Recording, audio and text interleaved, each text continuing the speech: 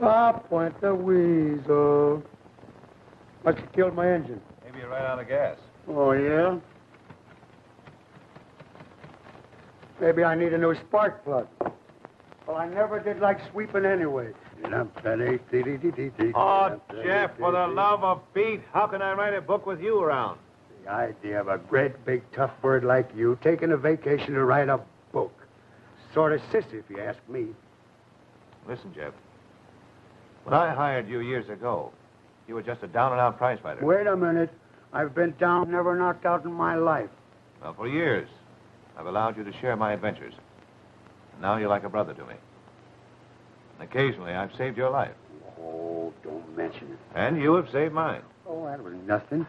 Well, now, I'm about to reward you with what you have long deserved.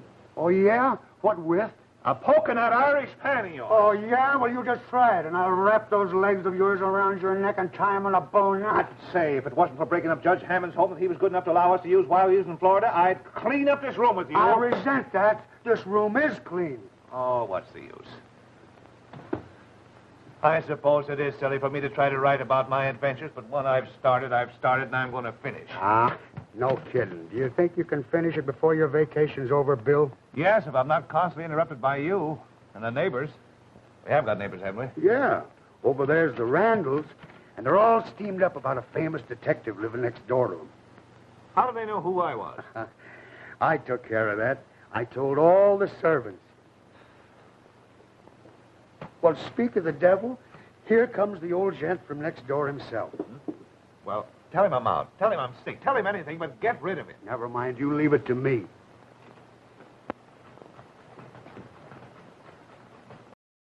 Is Mr. Holt in?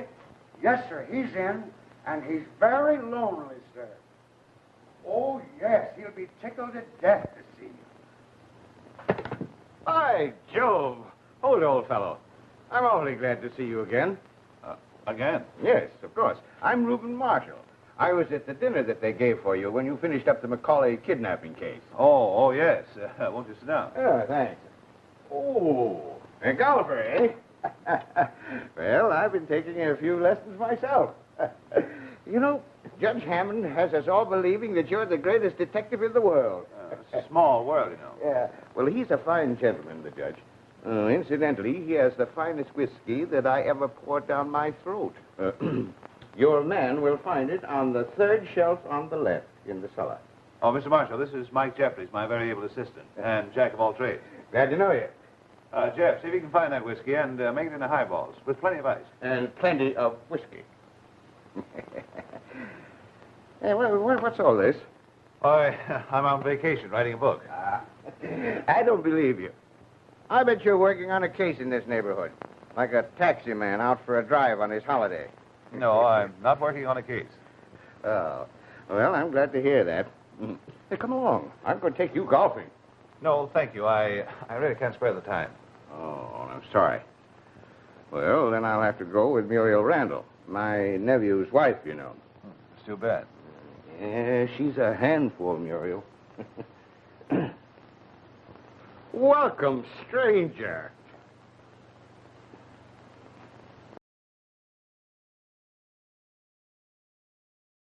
Bye. You know, Muriel was divorced from Campbell Snowden before she married Harry.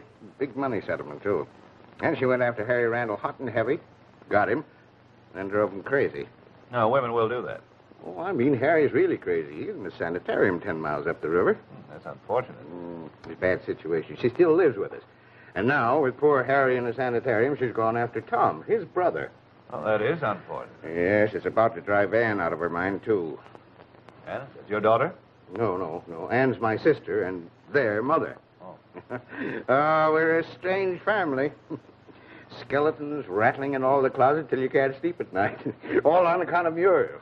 And the strange part of it is that Anne is simply wild about her. Adores her.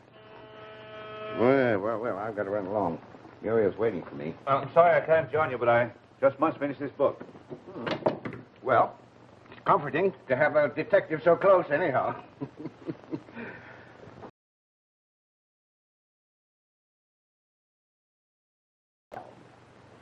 So I judge. I suppose old Father Time here gave you a big load of me. Well, rather good size, I'd say. Well, just for that, you big bad boy, you go out and wait in the car. I want to talk to Mr. Holt alone. So long, Holt. Oh, yes. See you later. I guess you think I'm a pretty bad egg, don't you, darling? Well, I got that general impression. Well, I'll let you in on a little secret. I am. Now, how do you feel? Like spanking you. Oh, please do. I'd love it. Now, don't tempt me. I tempt easily. You don't mean to say detectives are human. At times. Well, this is an age of discovery. Anyhow, what are you doing tonight? Why, writing. Oh, but you're not writing tomorrow night. You're coming over for a party. I mean a social gathering. People, music, bridge, stupid talk, and other modern inventions. Thanks, but, No, none of that. I never take no for an answer, darling, especially from men. You probably don't hear it very often. And tomorrow afternoon, I'm picking you up in the roadster. We'll go places and drink things. Well, we'll see, Well, goodbye, darling. Until tomorrow. Kiss? So long. Huh.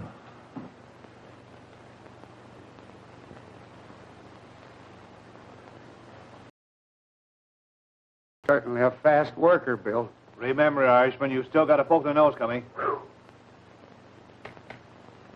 You know that old Bird Marshall's not a bad sort. Quite neighborly, too. No, it's an act. He's smart. He came around here to find out what I'm doing. You don't need a vacuum cleaner to get the dirt around here. Just pour a couple of drinks into old man Marshall.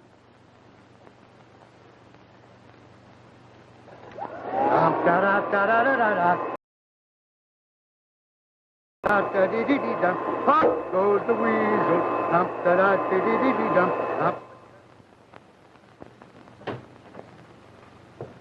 Oh, Tommy. Don't you think you're taking unnecessary chances coming here? Well, everybody else is downstairs but us. That's the point. Everybody is downstairs but us. Well, what if they do find out? I wish they would.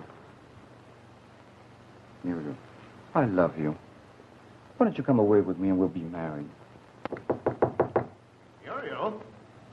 Quick, Tommy, fix my necklace. Come in. Muriel. Everybody's downstairs waiting for you. I was just going down. Thanks, Tommy, for helping me with my necklace.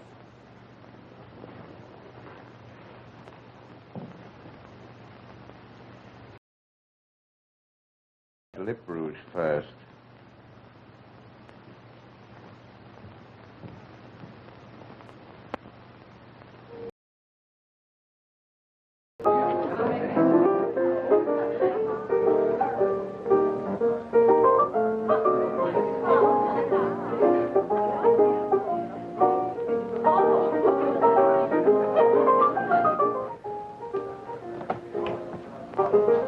Oh, good evening, sir.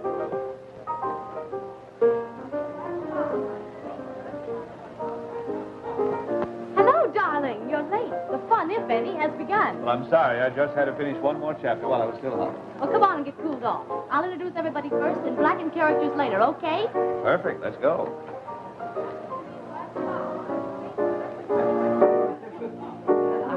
And may I present Mr. Holt, my mother-in-law, darling, and your hostess. How do you do? And the sweetest, finest woman in all the world. Oh, Muriel. I don't deserve her, really, a little siren like me. I believe you. Oh, don't take her seriously, Mr. Holt. She will never grow up. And this, Mr. Holt, is Campbell Snowden, my ex-husband. I happy to know you, Mrs. Snowden. He divorced me, the brute, for very good reasons, but I took him for $250,000 on the settlement. So, you're the great host. And he's still crazy about me, aren't you, dear? Oh, Tommy, come. Mr. Holt, this is little Tommy Randall, kid brother of my current husband. He wants me to divorce Harry and marry him. With my husband, an incompetent, Tommy will inherit the family fortune. Oh, Muriel, you mustn't say such things even in fun. Mr. Holt doesn't understand. Well, he ought to. He's a detective. But on vacation, don't forget that. Hello, Holt. Well, if it isn't the old he-gossip herself. Glad you came over. Enjoying yourself? More than you believe. There they are, darling, my maid admirers, all under one tent. The naughty elephant, the big bad wolf, and the innocent little lamb. Come on, I've got to put you in circulation, darling. Excuse me. What did she mean by that remark about divorcing Harry and marrying you? Not a thing. You ought to know Muriel by now. Oh, Campbell, you certainly can't take her seriously. Anyhow, what's it to you? You're not her husband anymore. Tommy, that's enough. All right.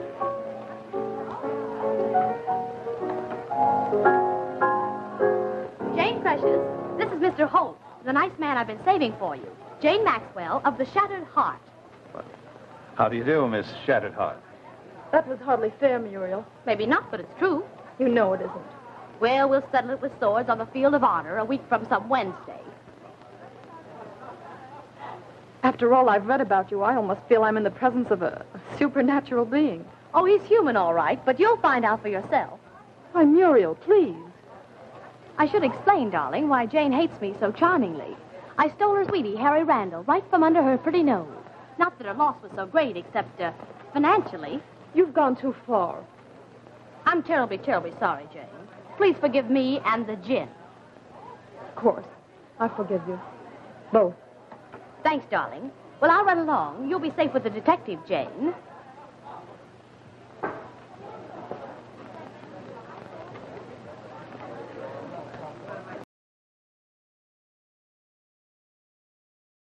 Certainly can't take it. At times, that's the only thing to do. Well, I like you for it. But if you had clawed her ribbons, I wouldn't have blamed you. Wouldn't you have arrested me for it? Not while on vacation. 13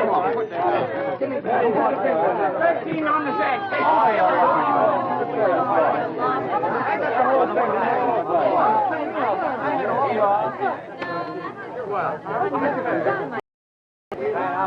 Oh, here's the coffee, folks. Come and get it. We don't want coffee. We're too sober now. I have an idea. Let's have some rum coffee. My own private recipe. I've been offered millions for it. Sure, Snowden. That's a horse from another garage. Yeah, trot it out. Simpson, bring in everything I need for my famous rum coffee. I beg pardon, sir, but we have no rum. What? Simpson, how dare you? Sorry, folks. Rum coffee's off. No rum. You're out. Wait a minute, I've got an idea. I'll phone Coletti to bring some Jamaica. Atta girl. Good, and I'll go with you. No, Tommy, telephoning Coletti is a woman's work. Put that in your smoking pipe. She brings the rum. All right, folks, come and get your bets down. Want to try your luck? I'm afraid I know my luck. It's always pretty bad. Let me speak you. No, thank you. I think I'll take a whirl at it anyway. No matter what happens, it'll still be the luckiest night of my life. Why do you say that? I just happened to meet a girl named Jane Maxwell. Well, all right, come on, Mr. Detective. We'll see how lucky you are. That's right, Gus. Some Jamaica rum and another present for me. You rotten little chiseler, you're through shaking me down. Gus, you're a dear, sweet boy, and you'll bring my little present, or else... You heard me say no, didn't you? Well, that's what I mean. Gussie, darling, there's a famous detective in the house, and he'd love to see some of those little pieces of paper that would pin a couple of nice gooey murders on you. Pipe down, you little idiot. All right, you win. But when I get there, I want to see you alone. Call the garage. Tell them to put a case of Jamaica rum in my roadster. Okay, Chief. All right, folks, everybody get your bets down. All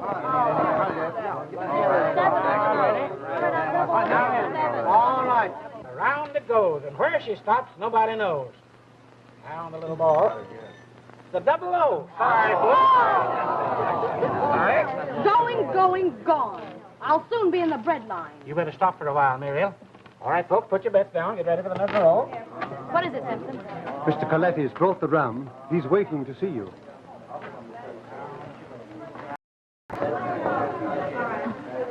Pardon me, Jane.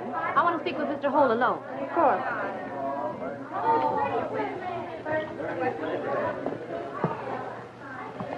I'm meeting someone in the driveway I want to get rid of as quickly as I can. If I'm not back in a moment or two, come and look for me.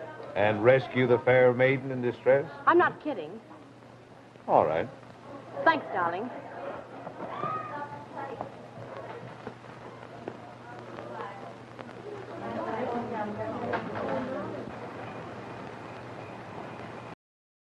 Darling. Never mind that.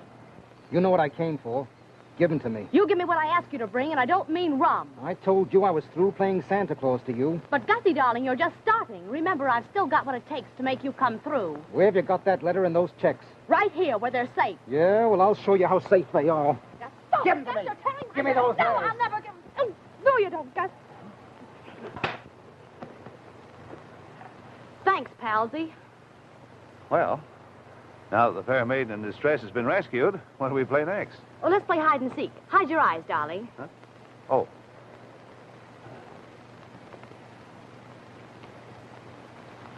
You can look now. The gentleman you see below is none other than Mr. Gus Coletti, favorite distributor of alcoholic entertainment in this community. He also operates a nightclub, which enjoys a very evil reputation. We must go sometime. Oh, so you're back in town. I was hoping you'd trade that carnation for a lily. Who is that guy? Pardon me. Mr. Holt, allow me to introduce Mr. Coletti. Mr. Coletti, Mr. Holt. Hi, Mr. Coletti. Won't you join us? Mr. Coletti, Mr. Holt is the well-known detective of that name. You double-crossing little two-timer. Two-timer? Mr. Coletti, you don't know the half of it. You haven't been shooting off your mouth, have you? No, not yet. Well, goodbye, Mr. Coletti. You're leaving. All right, but I'll be back. And when I do, I'll get what I come after.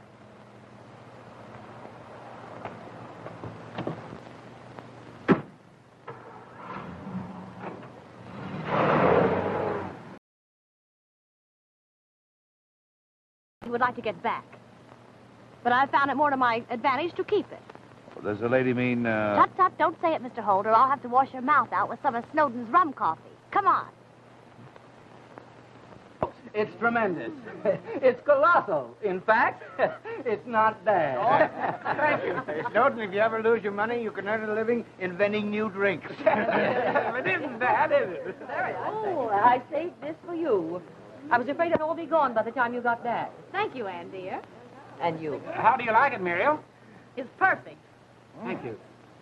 good stuff, Snowden? Fine, thank you. Hey, everybody, this stuff ought to change our luck. Let's try the wheel again. Good idea. Nobody can lose now. Come on, folks, let's start. What's the matter, Tom? Why don't you try my new drink? No, thanks. I prefer my rum and coffee separate. I'm broke, Campbell. You'll have to stake me again. Come out on the veranda. I want to speak to you.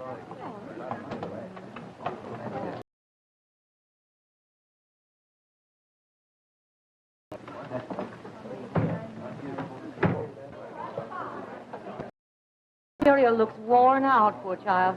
She lives with such a tension and crowds so much into life. Yes. Well, she's had a very exciting evening. Well, will you pardon me, please? Surely.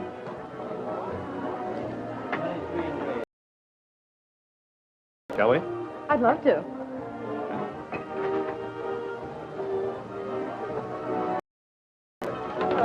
Everybody on in? I'll pay 20. I'll take 14. I'll pay 20. Give me another. You want to go? How about paying off your own already? Haven't seen okay. Give me a second.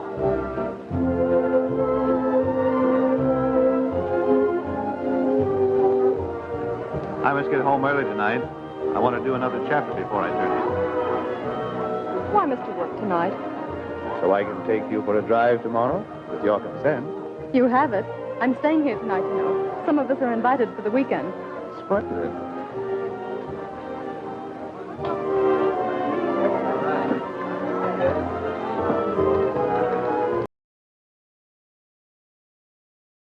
Well, I'm all in. I think I'll call it a night. Don't run off like that. It's barely 12 o'clock. So long, old timer. I'll be seeing you. Right. Muriel's overtaxed herself. I'm going to take her upstairs and put her to bed. Oh, that's too bad. Of all the perverse bits of femininity, she takes the palm. Well, perhaps she has overtaxed herself, as Mrs. Randall said. Ah, rubbish. You don't know her as I do. That's true. Out on the porch just now, she was all steel springs and dynamite. Then of a sudden, she goes sour and beats it in here. What she needs is a good rest. What she needs is a good licking.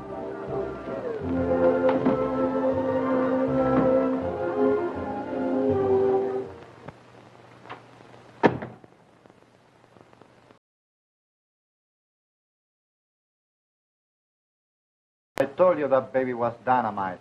What she got on you anyway, Gus? Well, I may as well spill it. She pinched that letter I got from Big Nose Louie. Yeah? You mean the one naming his price for knocking off them monkeys that tried to muscle in on us? Yeah. Not only that, she's got the canceled check I gave him for the job. What a sap you were. Hanging on to poison like that. Why didn't you burn them? I was just keeping them. In case. In case of what? In case Louie ever got into a jam about it and tried to leave us holding the bag. She got you in a spot. Listen, I'm going back there tonight, and I'll get that stuff if I have to break her neck.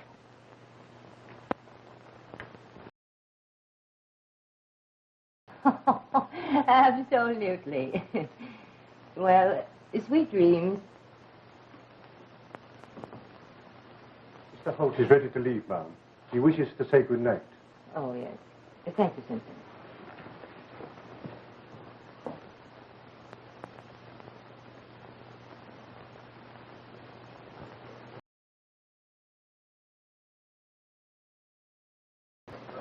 I want to thank you for a splendid evening, Mrs. Randall. Why, you're not going already. Yes, I must. It's only 10 minutes past 12. How's usual, Mother? Oh, poor dear. She fell asleep the instant her head touched the pillow. Oh, good. I'm ready for bed myself. I think that coffee must have had some sleep-producing quality. Well, the rest of them seem wide awake enough. Oh, yes, they do. Well, now that you're our neighbor, I hope we'll see you often. Well, thank you. Good night. Good night. Good night. Good night.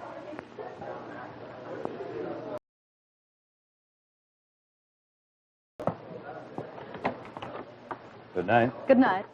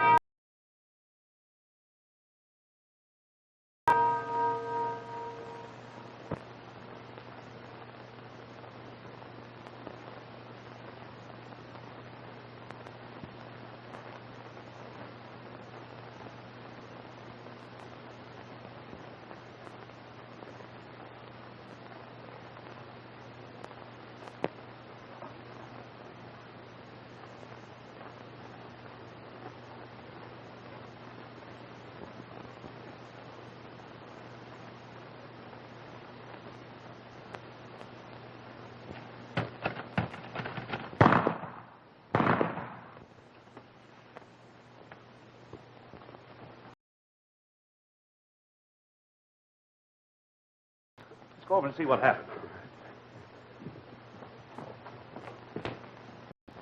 Hold, Dr. Fledger. Tell him to get here as quickly as possible. All right. If he's dead, we oughtn't to move him. How did he get away from that place? Why did he come here? What's happened? This fool here shot my brother. He was on the roof, sir. I thought he was a burglar. Let me take a look.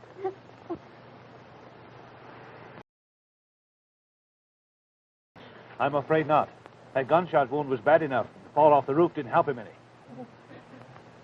Oh, he's trying to say something. Yes, darling. It's Mother. I settled that dirty cur.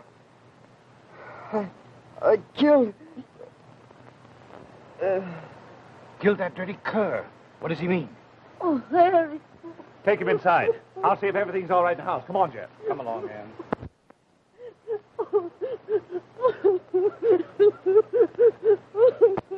Help me take him.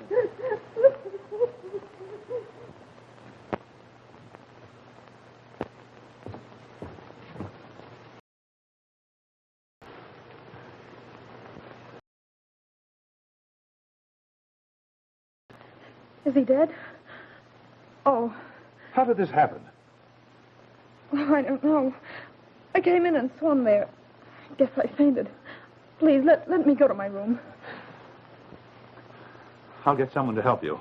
No, I'm quite all right. I don't need anyone. Well, where is your room? just down the hall. I'll make it alone.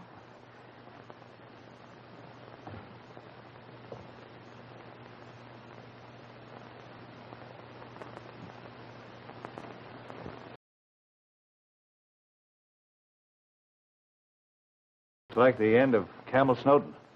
Say, that's a keen-looking pig sticker. I'll bet it cost a lot of dough. Now, don't touch it, Jeff.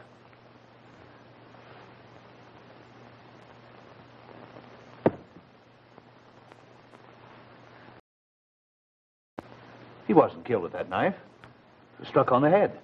Well, somebody got it. It's all covered with blood. We'd better see who it was.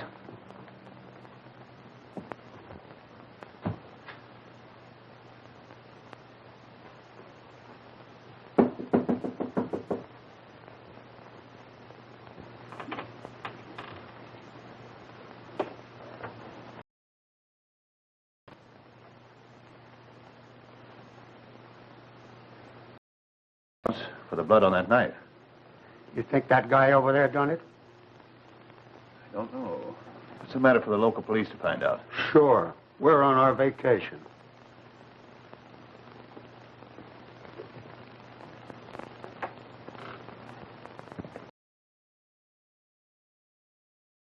Minutes ago. You ought to be here by now. There's no mystery about the case, gentlemen. Harry Randall was responsible for both deaths, unquestionably. Yeah, but we got to make an investigation, you know. We'll see when the medical examiner gets here. Oh, hold.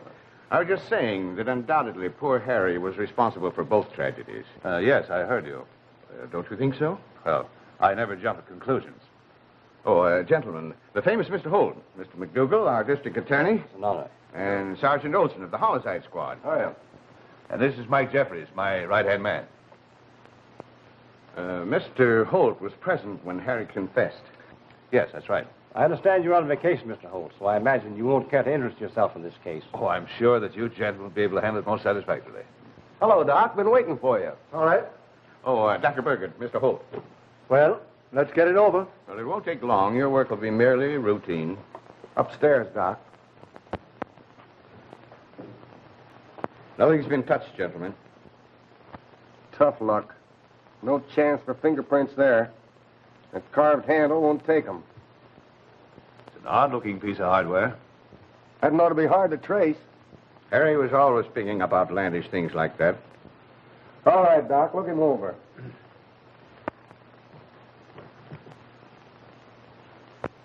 Something strange here. This man wasn't killed with that dagger. He died of a fractured skull. Well, there's nothing strange about it. Harry used the knife to kill Muriel and something else on Snowden. What caused the fracture, Doc? I don't know. Some heavy object with a rounded surface. Exactly. Well, shall we go to his other victim? Just a minute. I don't like the looks of this setup. Well, this ought to help, Chief. Iron pipe. It's the goods, all right. Where'd you find it? By the side of the house. Dried blood and plenty of it. Oh, may I see that in the light, please, Sergeant? Sure. Well, I guess that settles it. That piece of pipe is undoubtedly the weapon that Harry used when he killed Snowden. I guess you're right. Thanks, Sergeant. Oh, Burke. Take this downstairs to McGurn and tell him to check the fingerprints with Harry Randall. Right. Well, Holt, any suggestions? No, gentlemen, you're doing very well. Let's take a look in the girls' room. You ready, Olson? Well, I guess so.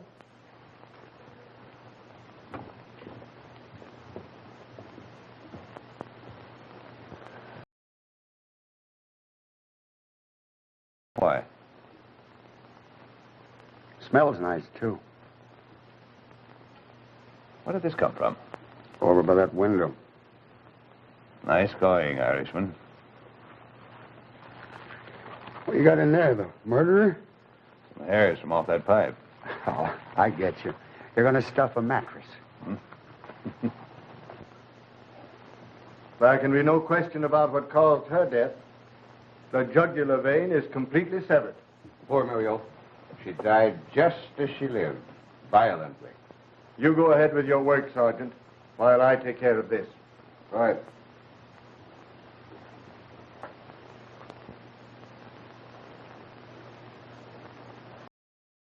gentlemen. A chamois bag, torn open. Well, I'd say the lady carried something that she valued in it. Sure, something she kept with her all the time. Well, whoever yanked it off was in one awful hurry. Doesn't it suggest robbery? Sure it does. What jewelry did the lady have, Mr. Marshall? Oh, nothing but a wristwatch and a couple of rings. She didn't like jewelry. Well, haven't you forgotten a string of pearls? She was wearing them last night. That's right. A memento of her days with Campbell Snowden. Cost the old boy plenty, too. Well, let's have a look around for the jewelry.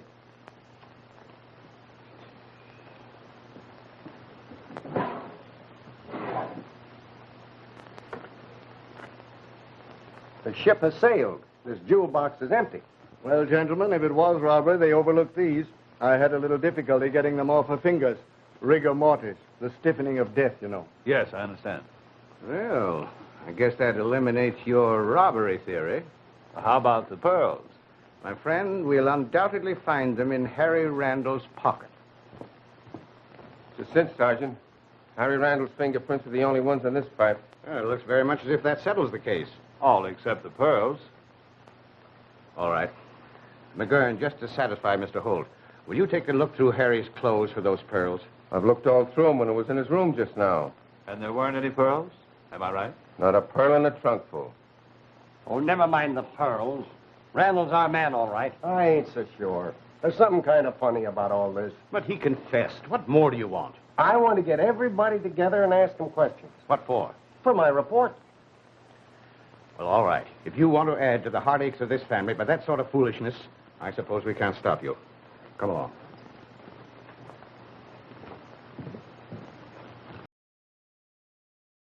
For a string of beads.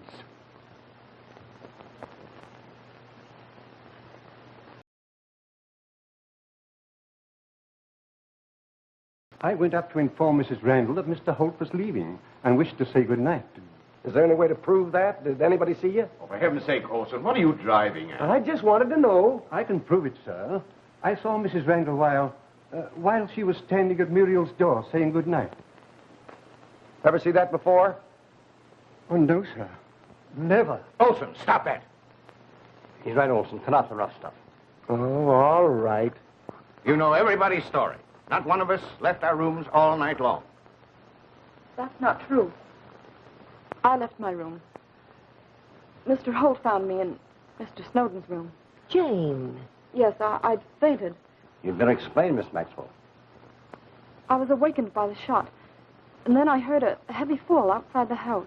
Go on, please. Well, I went into the hall. Mr. Snowden's room was lighted and his door was open. So I stepped in to ask him what happened. Then I saw him, lying on the floor, by the knife. And you fainted? Yes. There's only one possible explanation. Harry Randall, poor lad, committed both murders. I'm convinced of it. Oh. Well, Olson, I think we'd better go. Sure. All right. Any deductions or theories, Mr. Holt? No, nothing. Everything run to suit you? Perfectly. Well, that'll be all, ladies and gentlemen. Sergeant.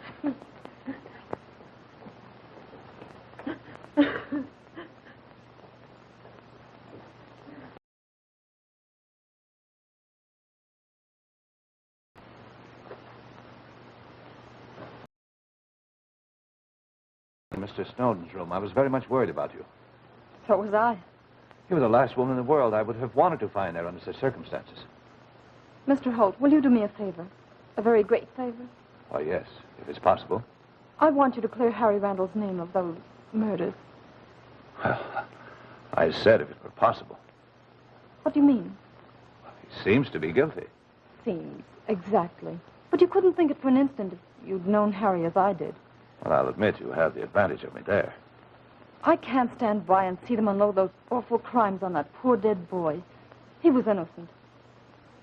You know it. And I know it. Were you still in love with him? I loved him once. But that was all over when he married Muriel. Well, why this concern about him now? It's the injustice of their trying to blacken his memory to shield someone else. All right, Jane. I'll see what I can do. Thank you. Well, I must go. I'll have lots to do, so you please try and get some rest.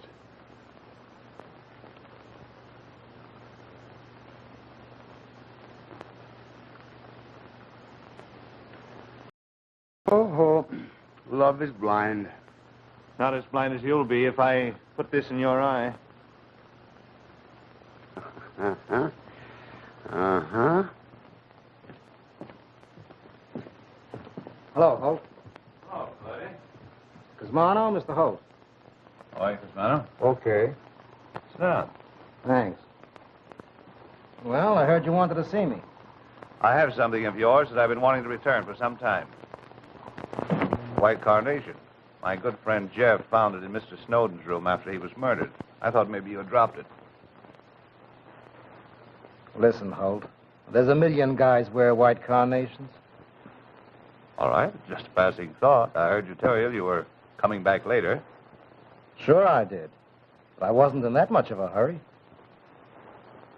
You can take your hand out of your pocket, Cosmano, if you like. Must be perspiring by now. Never mind my hand. Oh, I don't mind it at all. Why, Jeff, what's the idea of going around the house with a gun in your hand? You might frighten my guests. I was out in the garage looking for rats. Anything more, Holt? Not a thing I can think of. I guess we'll go. Right.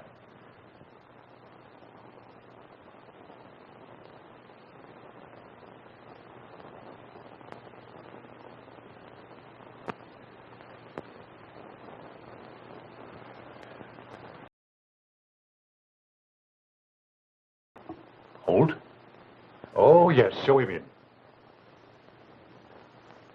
The doctor will see you, Mr. Holt. Well, how do you do, Mr. Holt? How are you, Doctor? Yes, sit down, please. Thank you. Well, what can I do for you?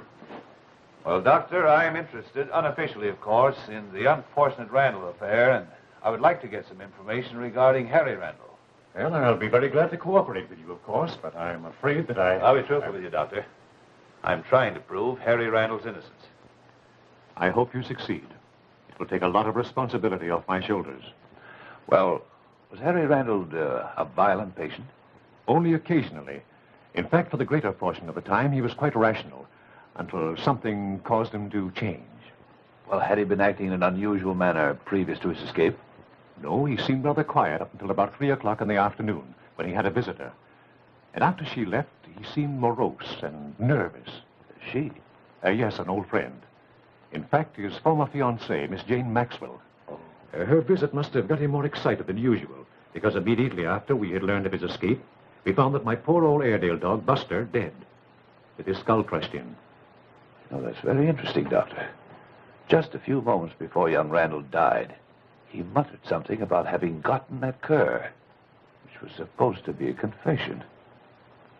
Could it be possible that he was referring to your dog? Well, I sincerely hope so, Mr. Holt.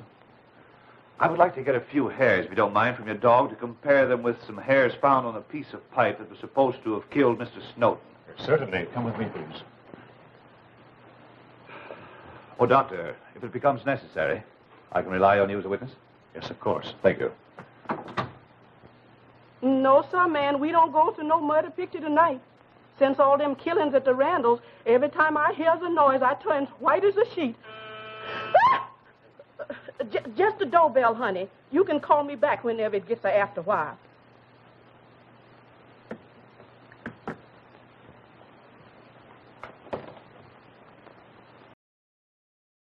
No, sir. She won't be back for several hours. I want to leave Miss Maxwell a sample of my chirography. Yes, sir. But that ain't saying she'll buy any. No, I mean, I want to leave a note for her.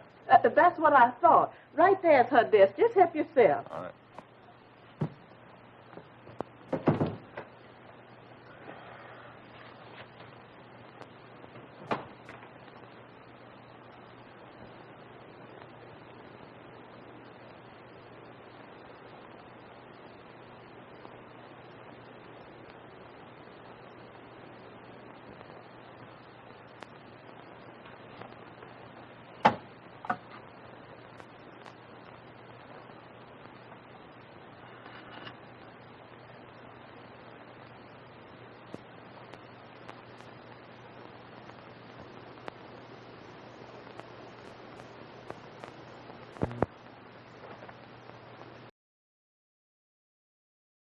to go to the Randalls first.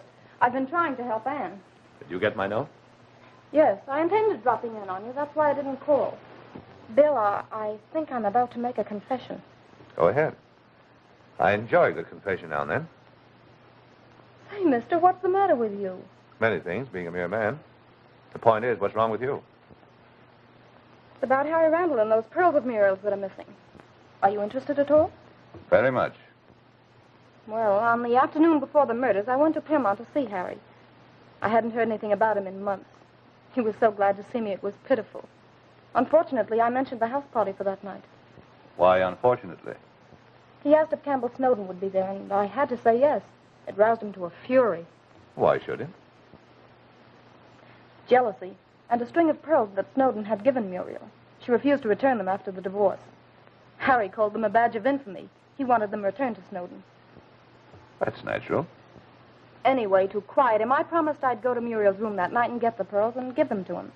So I took them. Where are they now? In an inkstand at my apartment. Oh, Bill, I just can't stand the worry of them any longer. And you want me to get them and keep them for you? Please, would you? Lady, my first miracle.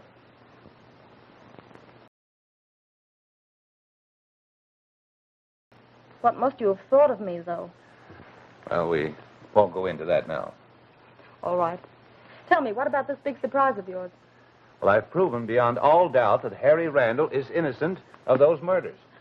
Bill! Oh, that's wonderful. Tell me, how did you find out? Very simple. The hairs on that pipe came from Dr. Agnew's Airedale dog. There were no human hairs on it at all. Are you going to tell the police? Oh, maybe it won't be necessary. Oh, I must be going. You're going nowhere. You're my prisoner. You're staying right here and having chicken dinner with me. Oh, sounds good, but I'm afraid... Good. Say, Jeff can take the ugliest chicken in the world and fry it into a bird of paradise. Hey, Bill! Get that big mouth of yours open. Did you hear me, you half-baked detective? Come and get it. My mistake. Dinner is served. That butler cook of yours certainly has an informal way of addressing you. Well, after a couple of fellows save each other's lives a few times, they generally drop formalities. Excuse me. Hello. Mr. Snowden's butler. I understand you've interested yourself in those murders. Well, I've some very important information to tell you about them. Just a moment. Okay. Do you know Snowden's butler, Jenkins? Yes, of course. Know his voice? Certainly. Well, listen, but don't talk. Who did you say this is? Jenkins, sir. Mr. Snowden's butler. Could you come here at once, sir? It's very important.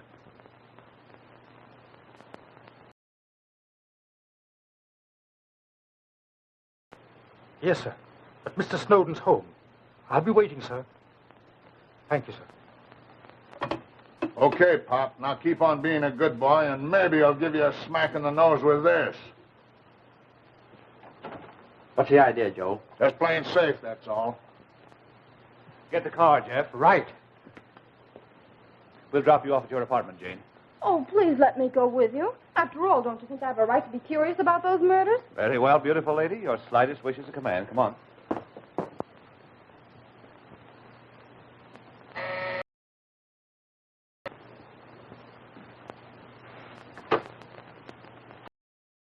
Jenkins. Good evening, Miss Maxwell. Jenkins, this is Mr. Holt and Mr. Jeffries. How do you do, gentlemen? Well, here we are. Yes, and here we are. Stick 'em up and high. All right, Eddie, frisk 'em. That's swell. Now we're all ready to go for a little ride. Hey, maybe we're pulling a boner. And knocking off a dick is taking enough chances. Well, let's call up the boss. Yeah, how can we when you get smart and pull the telephone out? The closest one is at the filling station. We'll call him from there. Okay. All right, in here.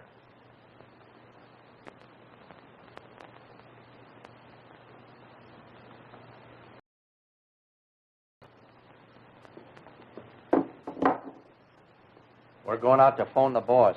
See that they behave themselves when we get back. Okay.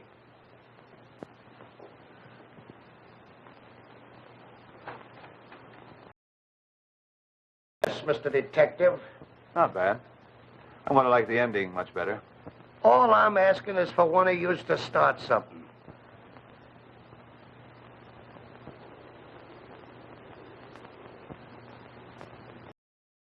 You'll never make it, buddy. Handsome fellow, our God, don't you think, Mr. Holt? Very.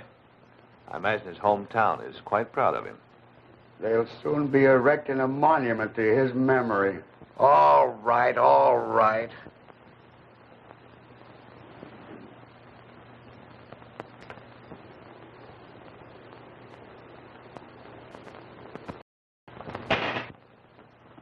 Look out, Bill!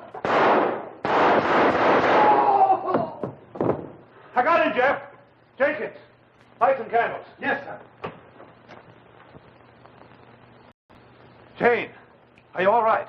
Yes, I think so. Jeff, take a look at it. Hey, the next time you have to throw me out of the way, my friend, don't be so rough about it, will you? I'm sorry, Jane. I just had to get you out of the way. Are you all right? Mm-hmm. He'll never hang. Jeff, you better get ready to welcome the returning delegates. Oh, Mr. Holt, I'm so sorry about all that's happened. Now you see why I had to call you. It's all right, Jenkins. It wasn't your fault. Did you ever see any of those men before? Yes, sir, that one. He was a friend of Mr. Coletti. Coletti's? Yes, sir. He came here with Mr. Coletti a few days ago. He was driving Mr. Coletti's car. What day was that? Well, that was the day before poor Mr. Snowden passed on, sir. I remember distinctly because that was the day Mr. Snowden gave Mr. Coletti the knife. A knife? Yes, sir, a dagger. Mr. Coletti had admired it very much. What time of day was Coletti here? Well, about noon, sir. About noon. Could you describe that dagger? Well, there it is, sir, in that photograph. Jane, Jeff, look.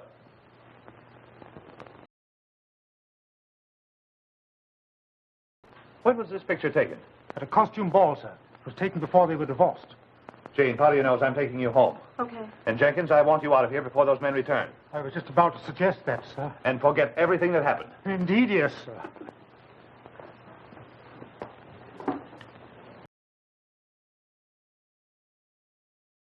Name too, do you? Well, it all depends. Why? She showed up with Holt and the other guy. We got him over at the Snowden place. You mean you left that thickwit there alone with a guy like Holt? Beat it back there and wait for us. Is that Tommy gun all right? Sure. It's all right. We'll use the closed car.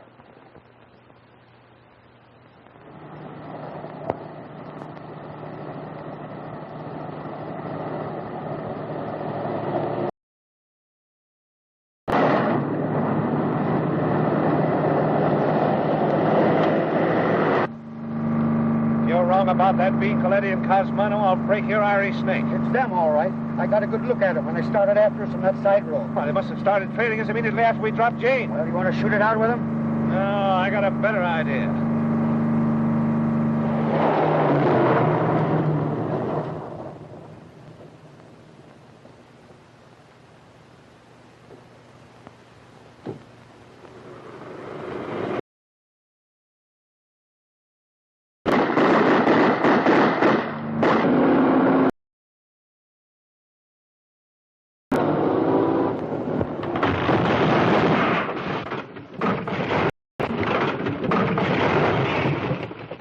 Coletti, owner of a nightclub, was badly injured, and Tony Cosmano, who was riding with him, was instantly killed last night when their car left the highway. Well, Jeff, it all goes to prove the old adage that he who lives by the sword shall die by the sword. Yeah, but guys like Coletti and Cosmano don't use swords. Go see who that is.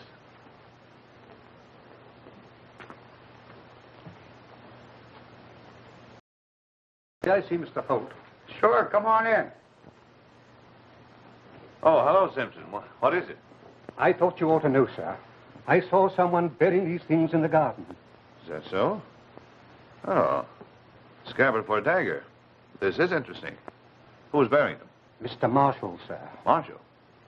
Well, imagine old Marshall being interested in gardening. That's what I thought, sir. What's this used for? I don't know, sir. When did you see Marshal Barrington? It's about 3 o'clock this morning, sir. It was moonlight, and I was looking out of my window. I'm having difficulty in sleeping, sir, after my part in poor Harry's death. I don't wonder.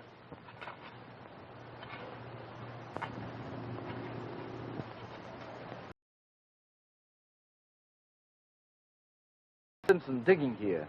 He picked up something and put it in his pocket. Well, that's strange. Where'd he go? Over to Holt's. He's still there. I'm afraid I'd better be getting back, sir. Well, I'm glad you brought these. You did the right thing, Simpson. Keep up the good work. Thank you, sir. Well, this is a pretty scuttle of suds. Very. Say, that's the scabbard for that pig sticker. Right you are, my boy. And what's this stuff? Hyacinth. Hyacinth. I can read. Why, Jeff, it hardly seems possible. Well, what's it for? I'm not sure, but I'm going to find out.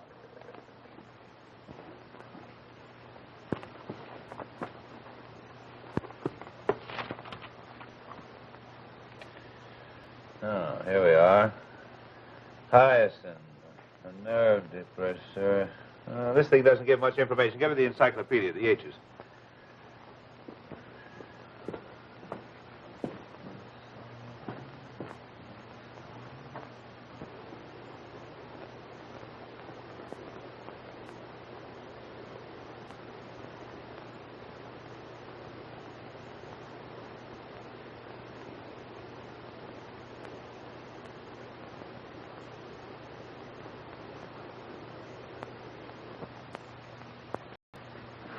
Stay alone.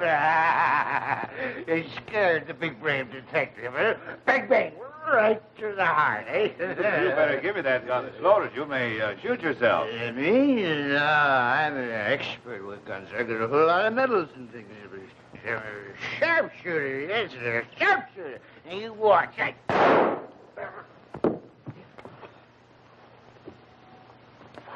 That's funny. Never had anything like that happen to me before. Suppose not. Yeah, this gun's no good. Where was me, huh? Was me. Must have had a couple of drinks too many. It's my air, Holt. You just forget it, huh? Oh, of course. What's a couple of hairbreadth escapes between friends? I guess I better be getting back to the old homestead, huh? It's a good idea. See if he gets home all right, Jeff. It's all right. I can make it. I can hit the door. I'm a sharpshooter, I am. I never miss anything that I aim at because I'm a sharpshooter. Thanks, Jeff. Did that guy have $1 million bun on? Yeah, a beauty for a man that didn't have any liquor on his breath. You mean that he was... Exactly. Well, I'm a monkey's uncle. But I tell you, I didn't croak Muriel. But why did you kill Snowden? I had to. He was gonna holler and wake up everybody. So I got him in his own room, cracked him on the head. Well, don't worry, Gus. I'll handle everything. I am worried. What about? My wife and kid. No way to take care of them. When I croak. Gus, you ought to have money. The way Muriel's been shaking me down. Fat chance. Gus, I'll see that the wife and kid are taken care of as long as they live. But you've got to do something for me. Okay.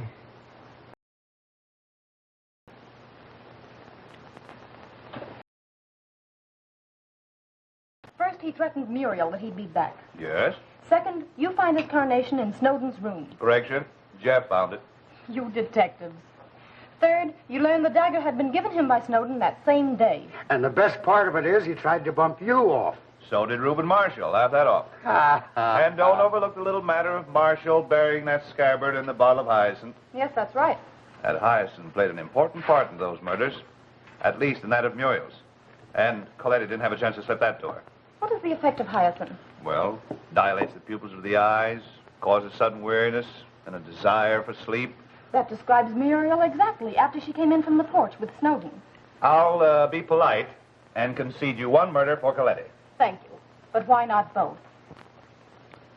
Say, this old bird must have been the champion athlete of the barnyard. He's tough but good. I don't know how to get my teeth into him. Oh, you're just getting old, that's all. That chicken was killed fresh 3 hours ago. That's the trouble. It should have been fried immediately before rigor mortis set in. Rigor mortis? The rigidness of death. Well, what a fool I've been. What a cluck. What a sap. That's what I've been trying to tell you all these years. Oh, Jeff, go to the back door and call Simpson. Have him come over here as fast as he can. Yes, sir. Just what might you be driving at? You'll see when I get a whack at Simpson. Oh, don't tell me you would try to put the blame on poor old Simpson. Why, he's no murderer. Well, don't forget, he killed Harry Randall. Oh, that was an accident. Bill, you're impossible. No, I wouldn't go so far as to say that. I am highly improbable. I'll admit I was in the dark. But thanks to Jeff's tough chicken, I've seen the light. By the way, Jane, Reuben Marshall has considerable political power in this community, hasn't he? Yes, why? So much so that he might be able to influence certain police officials? I should think so. Mm-hmm. That ties everything up beautifully. What has this to do with Simpson, though? Gosh, that poor old fellow will probably be too frightened to talk. Not Simpson. Here he is, Bill. Oh, hello, Simpson. It's nothing serious. I just want to ask a few questions. Tell me, was Coletti at the Randalls during the day before the murders? Yes, sir. He came to deliver champagne for the party. What time of day? Oh, about 12:30, I should say, sir. Mm-hmm. He left Snowden's at noon, so he must have gone to your place next. Yes, sir. I recall his saying he had just come from there. Was he wearing a topcoat? Yes, sir. He hung it on a nail in the kitchen at the top of the cellar stairs. He had to arrange some wine in the cellar. Oh, I see. Then anyone who came in the kitchen could have seen it. Oh, yes, sir. Tell me, when Mrs. Randall was saying goodnight to Muriel, how close were you to the door? Oh, rather close, sir. Do you still remember the conversation? Oh, yes, sir. Mrs. Randall said, "Good night, dear. You'll feel better in the morning." Then she said, "Here's Simpson. He's come to..." Never mind that part. What next? She said, "Oh, absolutely." Mm-hmm.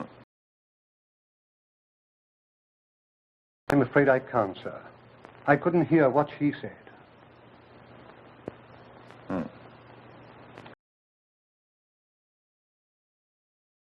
Well, tell them to come over here at once. Tell them I have a surprise for them. A surprise? Oh, yes, sir.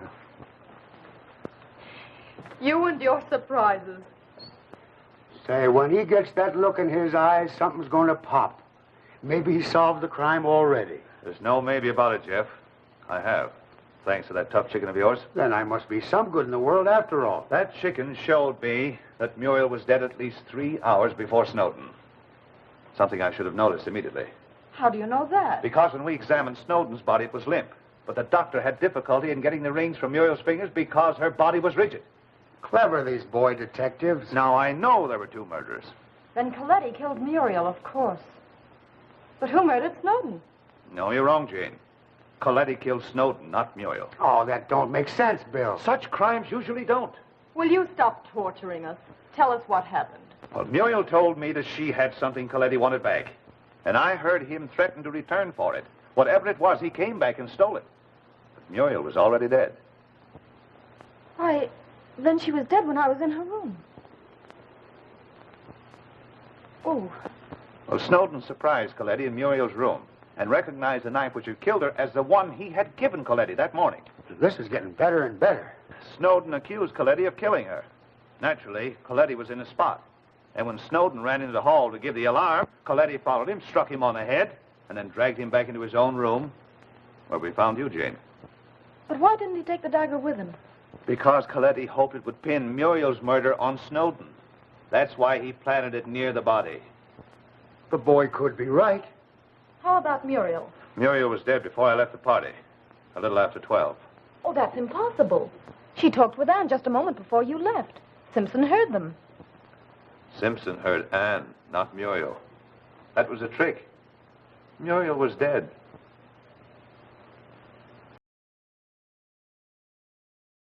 It was Anne who took the dagger out of Coletti's pocket and put the hyacinth in Muriel's coffee. Oh, Bill, I can't believe it. Why, Anne is my friend, one of my very best friends. She's too good, too kind. And she's been a fine mother. Yes, it's pretty bad. Why would she do it? She loved Muriel.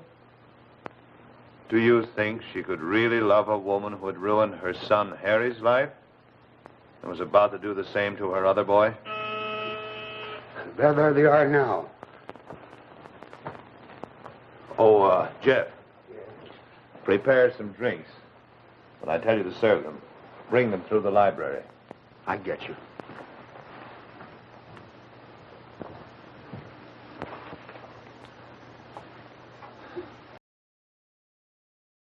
You won't be cruel, will you? Mr. Holt sent for us, I believe. Yeah. Oh. Hello, folks. Oh, hello, Holt. Mrs. Randall. Marshall. Hello. Tom, how are you? Fine, thank you. And how's your target practice these days? Room for improvement, I'm afraid. Now, why don't you step in, everyone? Sit down, please. I came over to enjoy some of Jeff's famous fried chicken, but it turned out to be tough. Yes, it does that sometimes. Oh, Simpson told us you had a surprise of some sort. Yes, I'm afraid I have. Well, Holt, what's up? I'm sorry to have to bring it up, but it concerns the murders in your home, Mrs. Randall. Oh. I was never satisfied with the assumption that Harry Randall committed those murders. At the request of Miss Maxwell, I've done some investigating. In fact, I know definitely who killed Muriel and Mr. Snowden. The result of my investigation is quite a surprise. Oh, by the way, Holt, I have a little surprise for you. Yes? The district attorney called me up just before we left the house and informed me that Coletti had just died. Coletti? And left a signed statement confessing both murders. Why, that's almost unbelievable. Well, then I suggest that you call the district attorney. Well, no. No, that's fine. Seems that I'm wrong. Well, my face has been read before. News like this is deserving of a drink. Oh, Jeff. You calling me? Yes. Will you bring in some refreshments? Oh, of course. Well, that settles everything. Must be quite a relief to you, Mrs. Randall, to know that your son was innocent. Oh, yes. Yes, indeed. By the way, what was that surprise you had for us? Surprise? Oh, yes. Miss Maxwell and I have reached a conclusion that we'll get married tomorrow and go on a honeymoon. Oh, well, that's great. Why, Jane, I'm so glad. Why, this is a surprise. Yes, isn't it? Congratulations. I hope you'll be very, very happy. I would say, hold on, this calls for a double celebration. All right, well, excuse me. Oh, Jeff, hurry up with the drinks. What's that? Oh, absolutely.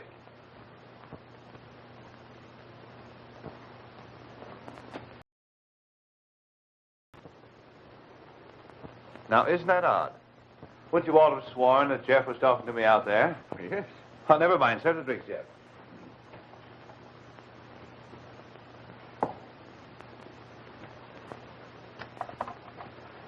To the future Mrs. Holt.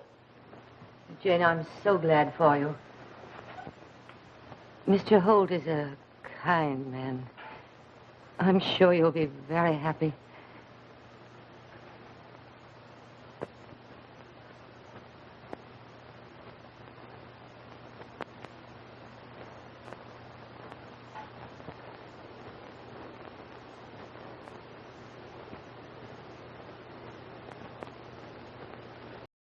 Poor Jeff, that woebegone look on his face as we started up the gangplank.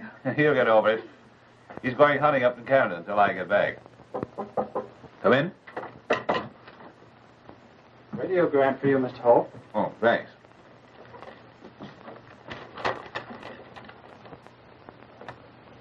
What is it, Bill?